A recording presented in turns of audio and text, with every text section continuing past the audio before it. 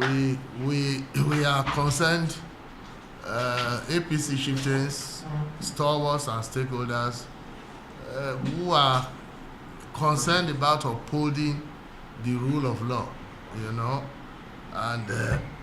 and totally against abuse of executive and prosecutorial powers of government agencies. We, concerned chieftains, stalwarts, and stakeholders of the ruling All Progressive Congress, APC, find certain pertinent issues emanating from the matter between the former governor of Kogi State, Governor Yahaya Bello, and the Economic and Financial Crimes Commission, EFCC, to be quite unfortunate, most disturbing, and totally unacceptable in a nation governed by laws. Indeed, an unbiased assessment of the goings-on in this matter profusely showcase grounds for strong suspicion that while the public is being misled that the EFCC is trying to fight corruption, it is actually just a pretense in furtherance of a personal vendetta on behalf of and at the behest of persons in government intent on the bastardization of the institutions of state.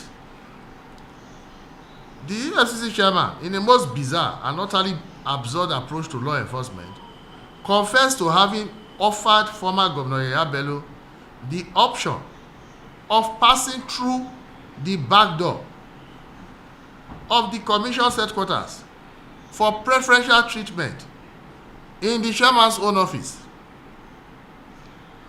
By the way, this highly irregular and most unorthodox offer was not even made via the proper invitation in the contemplation of law, but through the most irregular route of a mere phone call, according to the EFCC chairman himself.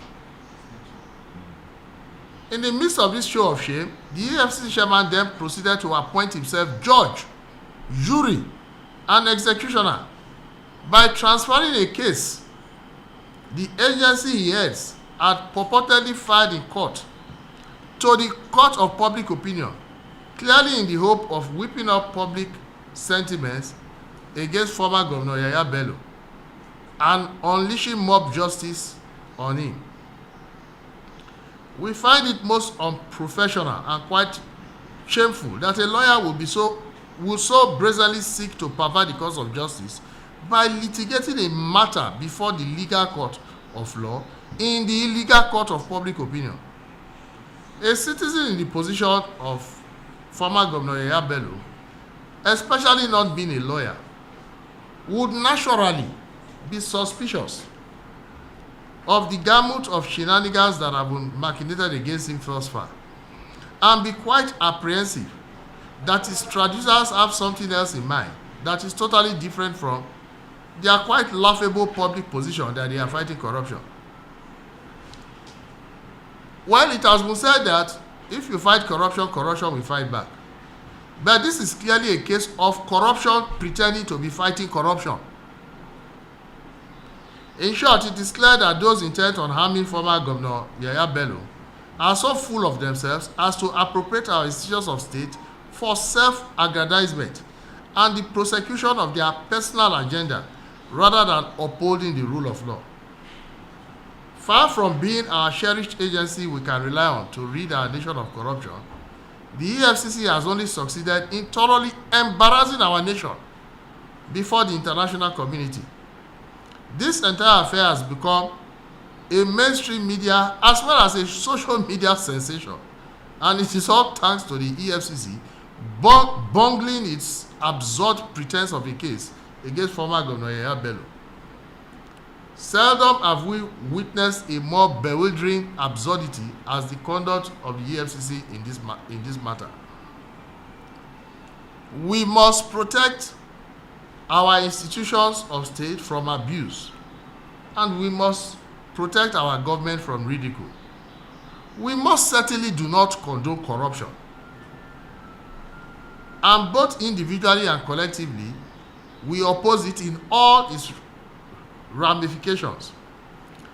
But weaponizing an agency of government into an instrument of intimidation and deviating from its mandate, even to the extent of giving the highly disturbing impression that it has decomposed into a willing tool in the hands of people in power for the purpose of hounding their political enemies, is the most heinous form of corruption itself. Former Governor Yahaya Bello is most certainly not above the law. But so also is the EFCC not above the law. No one is above the law, and that is the motto of the EFCC. The EFCC is certainly not fighting corruption in this instance. You do not properly invite a man. You said you called him on the phone, offering to smuggle him through the back door. You do not inform another court of coordinate jurisdiction that you have been hitherto prior restrained from arresting, arraigning, or prosecuting him. You brazenly engage in forum shopping. You proceed in Gestapo fashion to carry out an illegal arrest. You secretly file an appeal out of time, according to your own admission in court. You then withdraw that appeal quietly, only for news of that withdrawal to filter out days later. Then, clearly realizing you do not have a case, you proceed to tarnish the reputation of a citizen you claim to have a case to answer by calling a press conference that was most unbecoming of a lawyer, a public official, and a government agency. We fight corruption according to law, and we subject any person of interest pertaining thereto to the due process of law in a court of law. Instructively, the party that has placed himself under the law and under the authority of the courts in this matter is former Governor Yahaya Bello, who has painstakingly and consistently followed the law throughout this process. On the other hand, the EFCC, in its usual manner, has insisted on deploying patently unlawful and utterly unbecoming approaches to this matter, in a manner most contrary to the rule of law, and one that is most unacceptably disrespectful to the judiciary.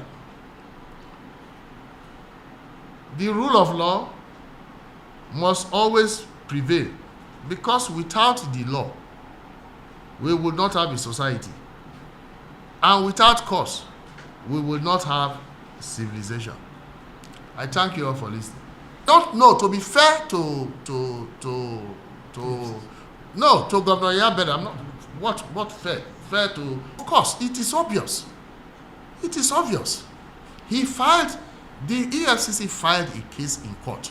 Once you file a case in court, you wait for the court to decide. Then, to preempt the court, unilaterally, that is effectively, disrespects the court by withdrawing the case from court, effectively, not formally. Then he calls a press conference to litigate the same case in the court of public opinion. It is never done. Then he first starts with an 80 billion allegation, which former Governor Yahaya Bello is supposed to have misappropriated before he became governor. Then they amend the charges. And the amendment in the case that former Governor Yahaya Bello misappropriated 80 billion within 1 month of being in office. And the entire budget of Kogi State that year was not even up to that amount of money. They keep amending and amending and amending. It just gives the impression of complete and total bias. It is a make it up as you go situation. You know. So that the EFCC is an agency that is very, very dear to us as Nigerians. You know, it's an agency that we had hoped would help us fight this cancer of corruption in our country. But you can only uphold the law according to the law, because tomorrow it can be anybody's turn. Then somebody says because he is EFCC, if he backs, the rest of us are supposed to jump. Who are you? You will obey. You will follow the law. All of us must follow the law, or we will have anarchy. We will not have a civilization anymore. That is our stance. To GYB,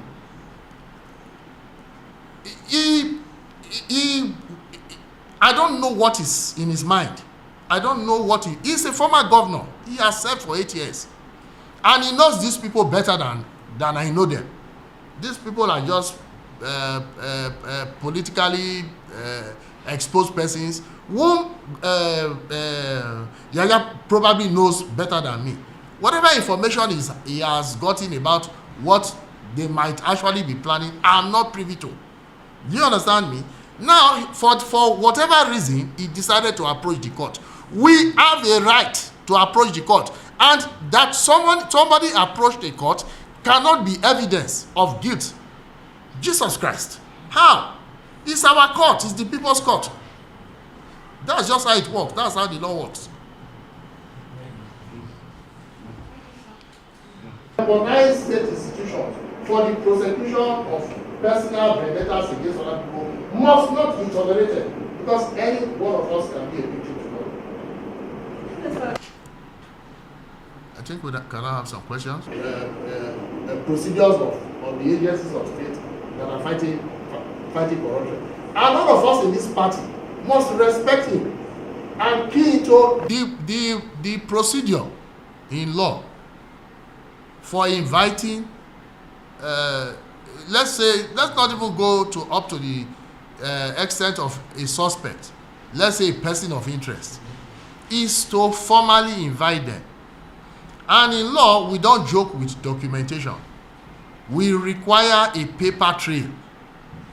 Now, it is only if you cannot send someone a proper invitation by way of documentation that you might go by way of a phone call. In this case, former Governor Yahaya Bello is a former governor, for God's sake. How can the EFCC convince anyone that they could not have extended him a proper invitation in writing, so he himself would have documentation of the invitation? That would be his evidence. Then you call him. I mean, I've never seen a more bizarre press conference like the one the EFCC chairman called the other day. He was just indicting himself, point after point, that you called him on the phone. And what did you call him for? You told him that he should you would let him pass through the back door. That is, and it is so weird.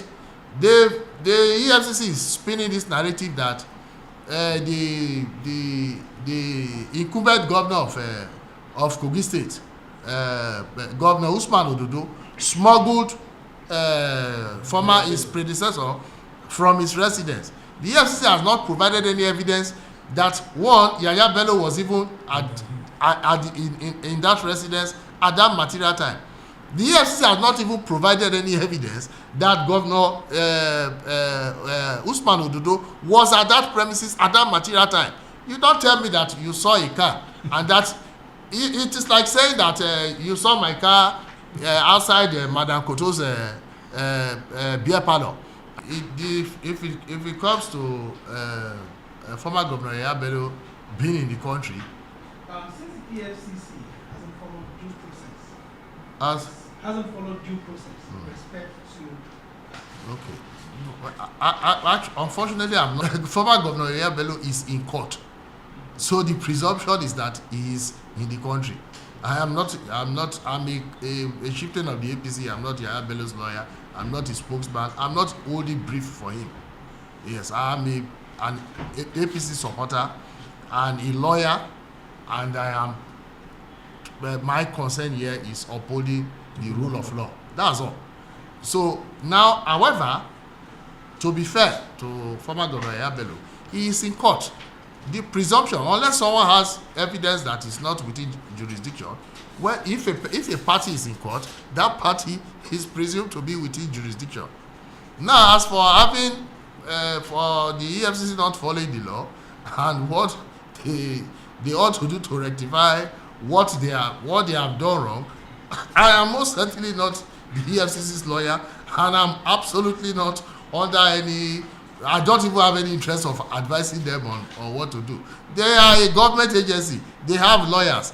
They are the ones that went to brief lawyers that had hitherto been representing Muritala Ajaka of the SDP to prosecute former governor Yahaya Bello. I mean, that gives the public consensus of conflict of interest. We have to be careful what government agencies do. It is the same learned counsel to Muritala Ajaka that is prosecuting a case for Usman Ododo's opponent in the last election, and now is filing charges against former governor Yahaya Bello. What impression are you giving to the public? I've not called a press conference, and you yourself confess that you were offering to smuggle that same human being through the back door into your office. My God, how do we embarrass our country to such an absurd extent? God creation because I want to know if Mr. Vendetta. Therefore, you can just barge into my house, open my door. No, I have a right to my privacy.